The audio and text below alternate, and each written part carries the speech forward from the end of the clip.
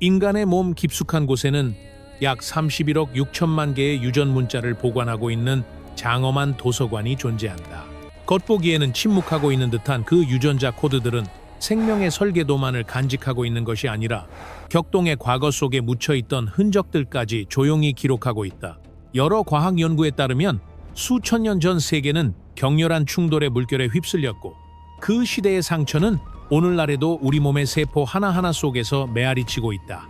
그 사건은 인간이 거주하던 대부분의 지역을 휩쓸었으며 일부 연구자들은 이를 인류 역사상 최초의 전 지구적 대립으로 보기도 한다. 그것은 단순한 전쟁이 아니라 거의 어떤 사회도 완전히 비켜갈 수 없었을 만큼 거대한 재앙이었다. 잊혀진 그 시대의 흔적은 오늘날 현대 유전체 연구가 서서히 밝혀내고 있는 유전적 축소 현상 속에 여전히 남아있다. 진화의 역사에서 과학적으로 병목 현상이라고 불리는 현상은 한 집단의 규모가 심각하게 줄어들면서 유전적 다양성의 상당 부분이 사라질 때 발생한다. 이러한 시기는 자연계에서 드문 일이 아니다. 인류 역시 몇 차례 그런 시기를 겪었으며 그중 약 90만 년 전에는 특히 혹독한 병목 현상이 있었고 일부 연구자들은 이것이 빙하기의 환경적 압력과 관련되었을 가능성이 있다고 본다. 그러나 여기서 말하는 유전적 감소는 훨씬 더 가까운 과거에 일어났다. 그리고 일부 연구에 따르면 그 원인은 주로 자연에서 비롯된 것이 아니라 인간의 활동과 더 깊은 관련이 있었던 것으로 보인다. 한 유전학자 그룹은 현대 인구 집단의 DNA를 분석한 뒤 불과 수천 년 전 유럽, 아시아, 중동의 신석기 시대 말기에 인류의 유전적 다양성이 갑작스럽게 감소했다는 증거를 발견했다. 그 감소는 너무나 빠르게 진행되어 많은 집단이 짧은 기간 안에 사라진 것처럼 보인다. 처음에는 화산 폭발, 장기적인 가뭄, 광범위한 전염병 혹은 기타 심각한 환경 변화와 같은 자연재해가 합리적인 가설로 제시되었다. 그러나 연구 결과는 훨씬 더 기이한 세부 사항을 드러냈다. 이 축소 현상은 아버지에게서 아들에게 전달되는 유전 계통인 Y 염색체에서만 뚜렷하게 나타났던 것이다. 반대로 어머니를 통해 전달되는 유전 계통인 미토콘드리아 DNA에서는 이와 같은 다양성 손실이 나타나지 않았다. 이러한 차이는 남성이 가장 큰 영향을 받은 집단이었으며 여성은 더 넓은 유전적 유산을 계속 전달했다는 점을 시사한다. 이에 따라 일부 전문가들은 전례 없는 사회적 폭력의 시기, 즉 여러 인간 집단 사이에 극심한 충돌이 있었고 그 폭력이 너무나 강렬하여 남성 혈통의 매우 큰 부분을 지워버렸을 가능성을 제기했다. 만약 원인이 자연에서 비롯된 것이었다면 유전적 감소는 남녀 모두에게 비교적 고르게 나타났을 것으로 예상할 수 있다. 그러나 증거는 남성에게 특히 심각한 수준으로 재앙이 닥쳤음을 보여준다. 유전학적 추정에 따르면 9세계의 넓은 여러 지역에서 유효 남성 인구가 최대 95%까지 감소했을 가능성이 있다. 쉽게 말해 남성 20명 중 단 1명 정도만 살아남았다는 뜻이다. 반면 여성의 수는 남성보다 훨씬 많았을 수 있으며 그 비율은 아마도 남성 1명당 여성 17명에 이를 정도로 크게 벌어졌을 가능성이 있다. 기록된 역사 전체를 통틀어 비율로 따졌을 때 이처럼 극단적인 성별 간 손실 차이를 만들어낸 전쟁은 없었다. 제1차 세계대전이나 제2차 세계대전조차 그 규모에는 미치지 못한다. 만약 이와 유사한 사건이 오늘날의 세계에서 발생한다면 그것은 약 39억 명의 사망을 의미하며 살아남는 사람은 약 2억 명에 불과하게 된다. 따라서 인간의 DNA가 이토록 끔찍한 폭력의 시대에 대한 증거를 간직하고 있을 수 있다는 이야기를 들으면 자연스럽게 이런 질문이 떠오른다. 이를 확인해줄 유골 증거가 존재하는가? 그리고 그 대답은 그렇다. 고고학적 증거는 결코 적지 않다. 유럽에서는 후기 신석기 시대에 속하는 250곳 이상의 유적지가 확인되었으며 그곳의 유골들은 폭력의 명확한 흔적을 보여준다.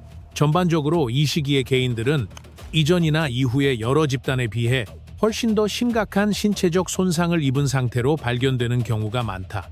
초기 농경민이 300명 이상을 대상으로 한 연구에서는 남성과 여성 모두의 10% 이상이 무기에 의해 생긴 것으로 보이는 상처를 지니고 있었다. 이러한 상처는 작물과 가축을 빼앗기 위한 습격 과정에서 생겼을 가능성이 크다. 이베리아 반도의 338명을 분석한 또 다른 연구에서도 이들 중 23%가 폭력의 흔적을 지니고 있는 것으로 나타났다. 성인 남성과 청소년 남성이 가장 큰 영향을 받은 집단이었으며 치유되지 않은 상처를 가진 사례의 97%, 그리고 적어도 한 차례 공격에서 살아남은 사람들의 81%를 차지했다. 이는 그 시대의 한 사람이 평생 한 번 이상 폭력적 충돌을 겪는 일이 드물지 않았을 수 있음을 보여준다. 그러나 이러한 고고학적 수치만으로도 충분히 두렵지만 유전 연구에서 추론된 95%라는 수준에는 훨씬 미치지 못한다. 연구자들은 또한 모든 공격이 뼈에 명확한 흔적을 남기는 것은 아니라고 지적한다. 실제로 날카로운 무기에 의한 치명적인 타격 중 관찰 가능한 골 손상을 남기는 경우는 약 15%에 불과하다. 전장에서의 직접적인 죽음뿐만 아니라 그 갈등의 소용돌이 속에서 발생한 전염병, 역병, 그리고 수많은 간접적 원인들도 존재했다. 물론 이것이 인간이 동족에게 칼날을 겨눈 첫 번째 사례는 아니었다. 그러나 이 시기에 폭력의 빈도는 유난히 비정상적인 수준에 도달했다. 수세기에 걸쳐 전투, 습격, 그리고 대상을 가리지 않는 학살은 마치 일상의 일부가 된 듯했다. 일부 고고학 유적지는 그러한 잔혹함에 대한 섬뜩한 증거를 지금도 간직하고 있다. 가장 충격적인 사례 중 하나는 독일의 타라임 집단 매장지로 기원전 약 5천년경의 것으로 추정된다. 이곳에서 고고학자들은 최소 34명이 잔혹하게 살해된 유해를 발견했다. 이 발견을 더욱 소름 끼치게 만드는 점은 어떤 유골에서도 방어의 흔적이 보이지 않는다는 사실이다. 이는 그들이 맞서 싸운 것이 아니라 자신들을 추격하는 자들로부터 도망치려 했을 가능성을 시사한다. 희생자들에게 나타난 치명상은 주로 세 가지 유형으로 집중된다. 갈아 만든 돌도끼의 날카로운 날에 의한 절단상, 같은 무기의 둔한 모서리에 의해 생긴 골절상, 그리고 그보다 적은 비율로 나타나는 화살에 의한 상처이다.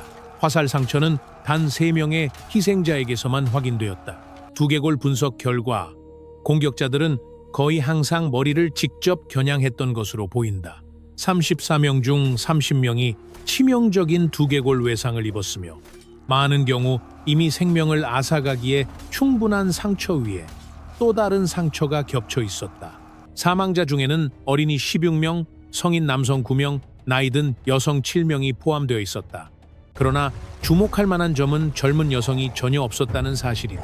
이러한 양상은 타라임에서만 나타나는 것이 아니라 신석기 시대의 다른 여러 학살 유적지에서도 반복된다. 전문가들은 이것이 젊은 여성이 특별한 가치를 지닌 존재로 여겨졌으며 공격 이후 승자들에 의해 전리품처럼 끌려갔을 가능성을 보여주는 징후일 수 있다고 본다. 타라임의 공격은 목책으로 보강된 정착지에서 발생했다. 이 사실은 이미 그 시점부터 인간이 다른 인간 공동체로부터 자신을 보호해야 할 필요성을 분명히 인식하고 있었음을 보여준다. 그리고 타라임은 유일한 사례가 아니다. 다른 많은 학살 유적지 역시 유사한 방어 체계를 갖춘 정착지 안에 위치해 있다.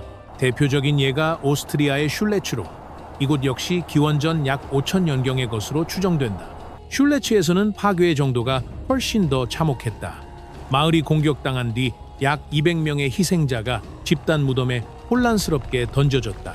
타라임과 마찬가지로 사망자 가운데 성인 여성은 거의 없었다. 그러나 이 학살은 또 다른 중요한 차이를 드러낸다. 공격자들은 여성을 붙잡아갔을 가능성뿐만 아니라 어린이와 청소년까지 납치했을 수 있다. 이 연령대 역시 발견된 유해에서 매우 적은 수만 확인되었기 때문이다.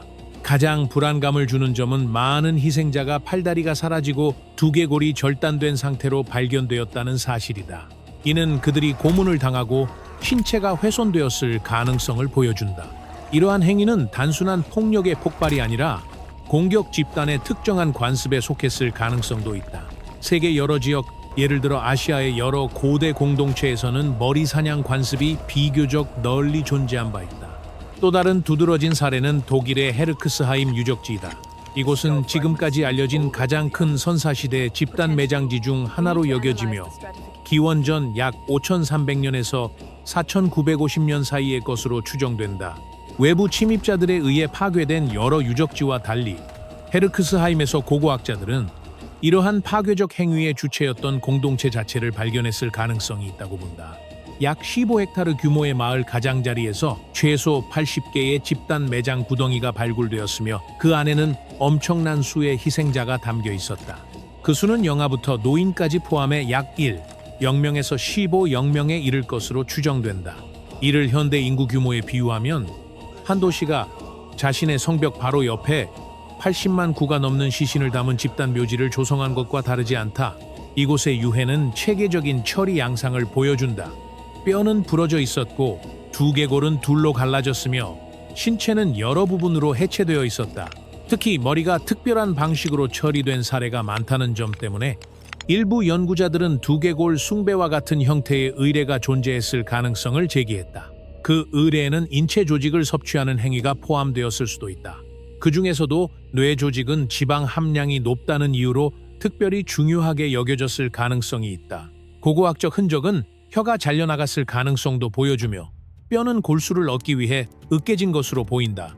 일부 뼈에는 선택적인 물어뜯김의 흔적이 남아있는데 예를 들어 손가락뼈, 손바닥뼈, 발뼈 등이 그러하다.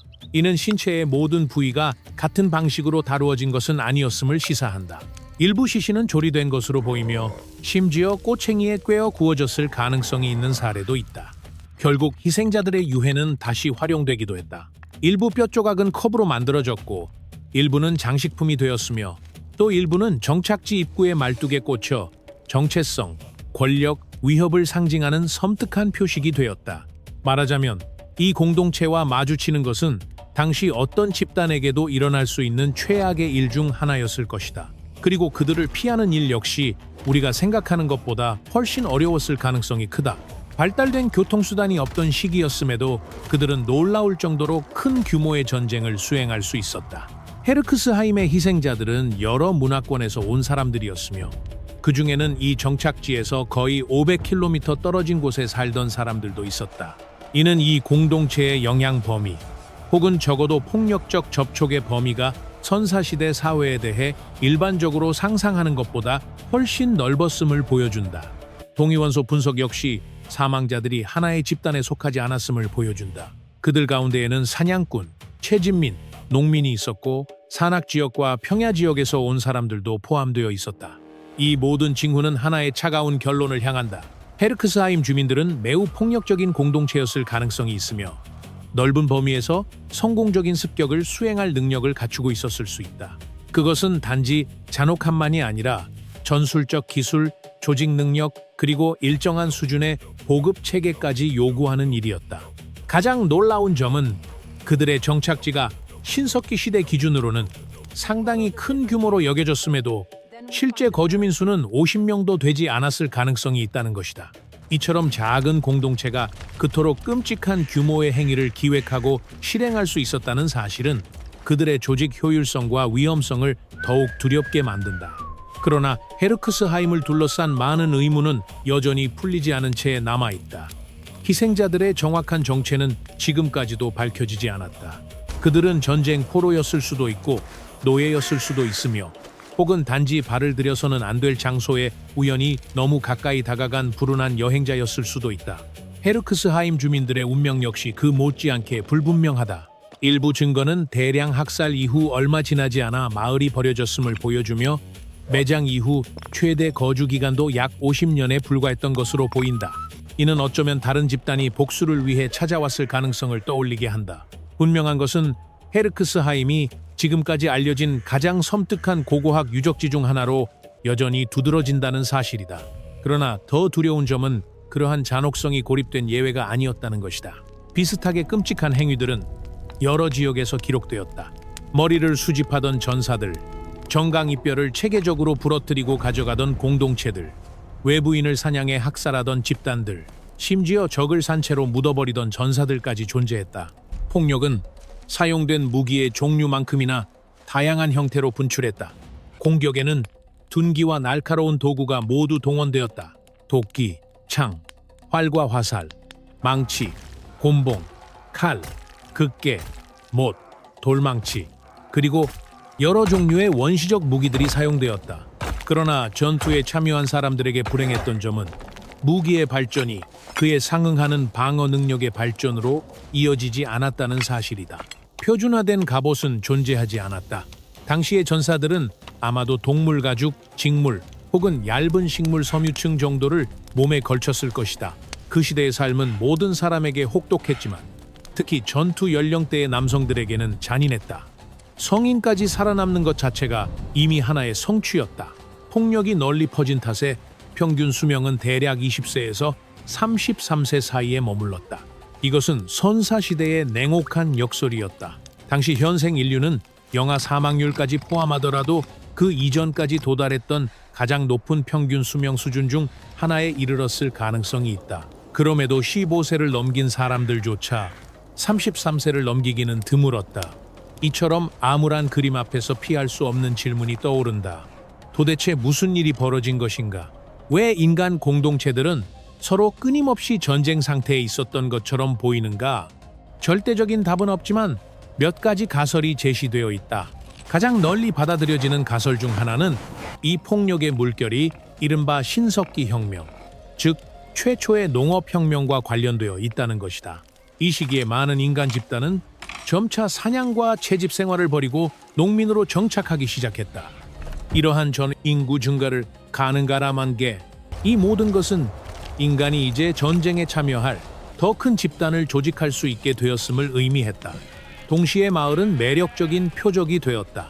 그곳에는 식량이 저장되어 있었고 가축이 길러졌으며 여성들도 같은 공간 안에서 함께 살고 있었다. 정착지의 존재 자체만으로도 인근 공동체들에게는 위협으로 받아들여질 수 있었다. 그로부터 의심, 적대, 보복의 악순환이 점점 더 조여들기 시작했다. 보다 구체적인 설명은 농업혁명 시기에 왜 Y 염색체가 그토록 심각한 영향을 받았는지를 설명하려 한다. 많은 사회가 부계시족을 중심으로 조직되기 시작했는데 이는 남성 혈통을 통해 서로 연결된 집단을 의미한다.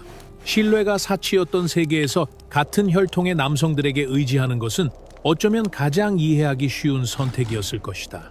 이러한 구조는 시족 외부의 남성이 받아들여지기 어렵게 만들었고 반면 여성은 집단 사이를 더 유연하게 이동할 수 있게 했다. 그 결과 시족 간 충돌이 발생했을 때 경쟁 집단을 제거한다는 것은 곧 그들의 남성 혈통 거의 전체를 지워버리는 것과 같을 수 있었다. 바로 이 점이 남성 집단에서 특히 뚜렷한 유전적 병목 현상을 만들어냈을 가능성이 있다.